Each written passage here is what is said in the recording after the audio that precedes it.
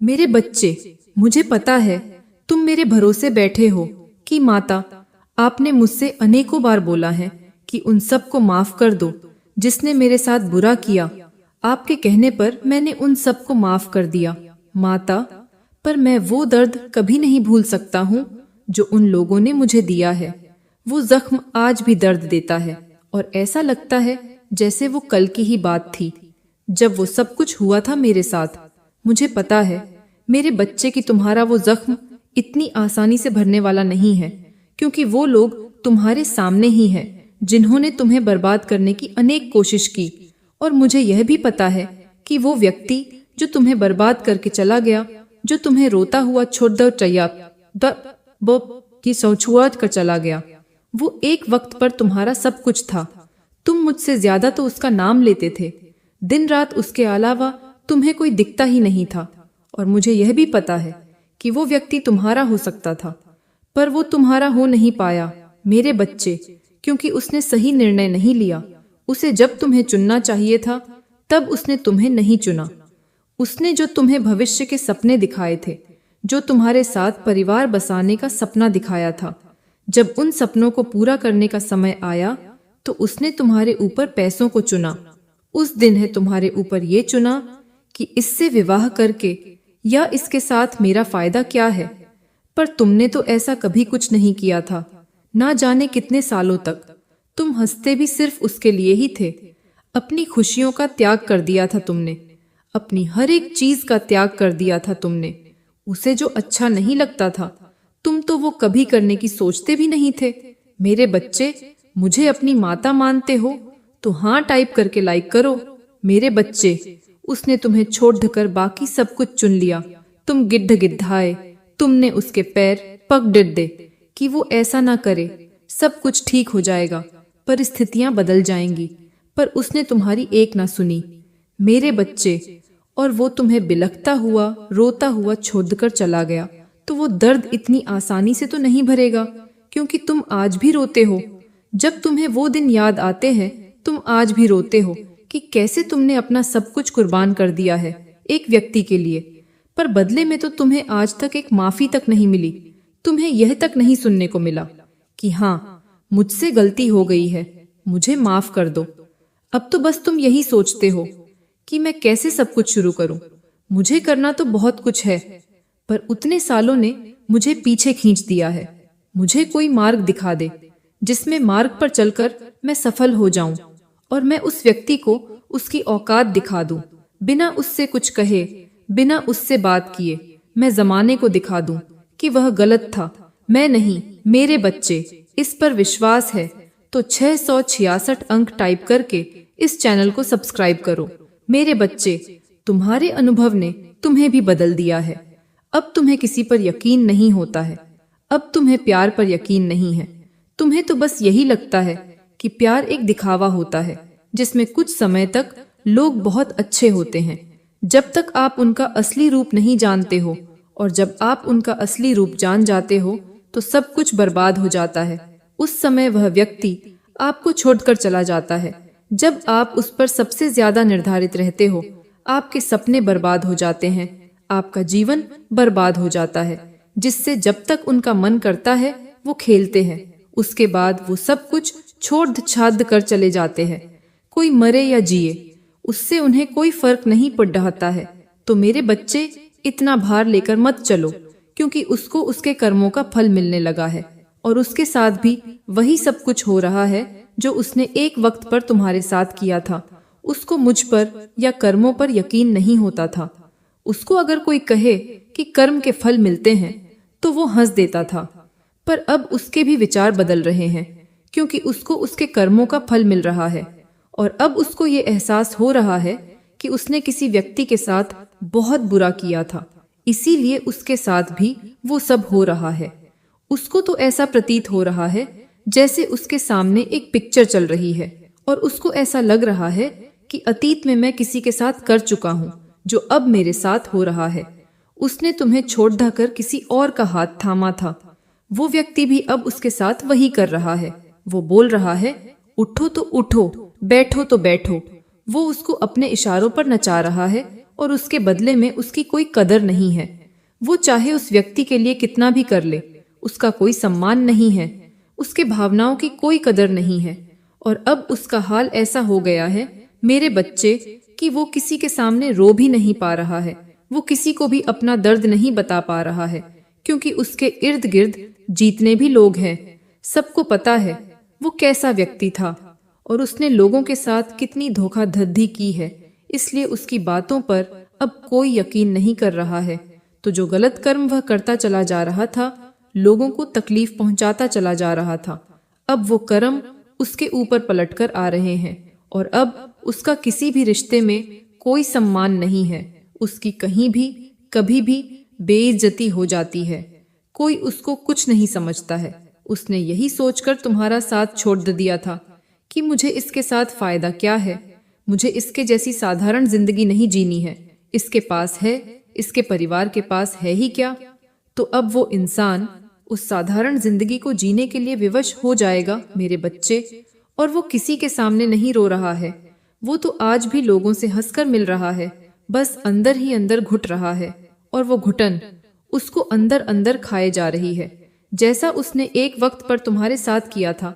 तुम अपने परिवार के लोगों के सामने हंसते थे, सबसे हंसकर मिलते थे, लेकिन अंदर ही अंदर तुम्हारा जीने तक की इच्छा खत्म कर दी थी उस व्यक्ति ने। अब वही उसके साथ हो रहा है और यह सब कुछ उसके साथ तब तक होता रहेगा जब तक उसको उसके कर्मों का फल नहीं मिल जाता है या वह अपनी गलतियों की माफी नहीं मांग लेता है। अब वो ऐसी जगह फंस गया है जहां उसे पता है कि उसकी इच्छाएं खत्म होती जा रही हैं। वो जो कुछ भी कर रहा है वो सब कुछ उसकी खुशी के विपरीत है, पर वो इतनी गहराई में उस दलदल में चला गया है कि अब उसे बाहर निकलने का रास्ता नहीं नजर आ रहा है। और ना चाहते हुए भी, बिना मन के भी उसे वो सब कुछ करना पुडिहाज रहा है। अपनी खुशियों का त्याग करना पुडिया रहा है। अपने परिवार को खुश करने के लिए अपने सपनों का त्याग करना पुडियस्टीच रहा है। उसने अब अपना लिया है कि मेरा जीवन ऐसे ही है और मुझे ऐसे ही चलते चले जाना है। उसने बहुत बातें इधर की उधर की, बहुत लालच किया, बहुत लोगों को भड़काया। अब उसके साथ भी वही सब कुछ हो रहा है। तो तुम अपने आप को निराश करना छोड़ दो कि लोग तुम्हें दुखी कर कर खुश हैं। मेरे बच्चे, चाहे तुमने उनको माफ कर दिया हो, पर उनके कर्मों का फल उन्हें जरूर मिलेगा। मुझे पता है तुम उसे भूलने की बहुत कोशिश कर रहे हो, पर फिर भी उसे भूल नहीं पा रहे हो। तुम हर पल बस यही विचार करते रहते हो कि काश तुम उसे भूल जाते तो जीवन कितना सरल हो जाता तुम्हारे लिए। तुम ये जानना चाहते हो ना कि तुम उसे क्यों नहीं भूल पा रहे हो। आज तुम्हारी माता तुम्हें यही बताने आई है। मेरे बच्चे, तुम्हारा उस व्यक्ति के साथ पिछले जन्म से नाता है। तुम दोनों एक दूसरे के सोलमेट हो। तुम दोनों एक दूसरे की बातें बिना कहे समझ जाते हो। अपने दूर होने के बाद भी एक दूसरे के लिए मन में आदर और सम्मान है। ये प्रेम इतनी आसानी से नहीं मिटता मेरे बच्चे। ऐसा प्रेम इतनी आसानी से मिलता भी तो नहीं है। तुम दोनों का एक होना लिखा है, इसलिए तुम उसे नहीं भूल पा रहे हो। पिछले जन्म से ही तुम दोनों का संबंध ऐसा ही था। जब साथ आते थे तो टकरार होती थी और जब दूर जाते थे तो रह नहीं पाते थे। और मेरे बच्चे, आभास हो जाता है इंसान को, आभास हो जाता है कि कौन इंसान आपसे सच्चा प्रेम करता है और कौन दिखावा कर रहा है। जरूरी तो नहीं है कि तुम दोनों अगर एक साथ होकर लड्डीसियाचे रहे हो या तुम दोनों के विचार नहीं मिल रहे हैं तो तुम दोनों एक दूसरे से प्रेम नहीं करते हो। सिर्फ इतनी सी बात पे अपने प्रेम को खो मत दो, अपने आप से दूर मत जाने दो। वही गलतियां मत करो जो तुम पहले भी दोहरा चुके हो। अपने क्रोध में आकर उस व्यक्ति को खुद से दूर मत जाने दो जो तुमसे सच्चे दिल से प्यार करता है, जो तुम्हारी हमेशा प्रगति देखना चाहता है। और ये बात तुम्हारा दिल भी बहुत अच्छे से जानता है, इसीलिए तुम उसे भूल नहीं पा रहे हो। अपने अहम में आकर कि मैं सही हूं, तुम अपनी गलतियां भी सही नहीं कर रहे हो। अपने अहंकार में आकर उस पर हर बात पर दुखी हो जा रहे हो। मैं तुम्हारे दिल में जानती हूँ मेरे बच्चे कि तुम गलत हो। अगर तुम गलत हो तो उससे माफी मांग लो। तुम छोटे नहीं हो जाओगे। जितनी जल्दी अपनी इस गलती को, अपनी इस भूल को सुधार लोगे, उतनी जल्दी खुश रहने लगोगे। इतने दूर होकर भी बेचैन हो, इससे अच्छा साथ रहो मेरे बच्चे। उस इंसान के साथ ही तुम्हारी प्रगति लिखी है। उस इंसान के साथ ही तुम आगे बढ़ोगे। इससे पहले बहुत देर हो, उसका हाथ थाम लो। तुम्हारी माता का आशीर्वाद तुम दोनों पे हमेशा रहेगा। मेरे बच्चे, तुम्हें ऐसा क्यों लगता है कि तुमसे कुछ नहीं हो पाएगा? तुम्हारा जीवन व्यर्थ है। तुम किसी को सुख नहीं दे सकते। मेरे बच्चे, तुम खुद को इतना दुर्लभ क्यों बना लेते हो? सब इंसान में सब गुण होते हैं मेरे बच्चे। बस फर्क इतना है कि कुछ व्यक्ति अपने गुणों को, अपनी खूबियों को देख नहीं पाते, और कुछ व्यक्ति सदैव खुद से कहते हैं मुझसे कुछ नहीं हो सकता, और यह मानकर बैठ जाते हैं। कुछ करने के लिए कुछ प्रयास भी तो करना होगा। यदि कुछ करने के बाद भी फल नहीं मिल रहा तो और ज्यादा प्रयास करो। तुम मुझे मानते हो, मुझसे प्रेम करते हो, तो तुम अवश्य जानते हो कि मैं तुम्हें कभी हारने नहीं दूंगी। मेरे ऊपर समर्पण का भाव रखते हो ना मेरे बच्चे? समर्पण का अर्थ ही है मुझे तुम्हारे जीवन का हर निर्णय लेने का अधिकार देना। जब तुम्हारे जीवन का भार तुमने मुझे सौंप दिया है तो हर पल इस चिंता का कारण क्या है?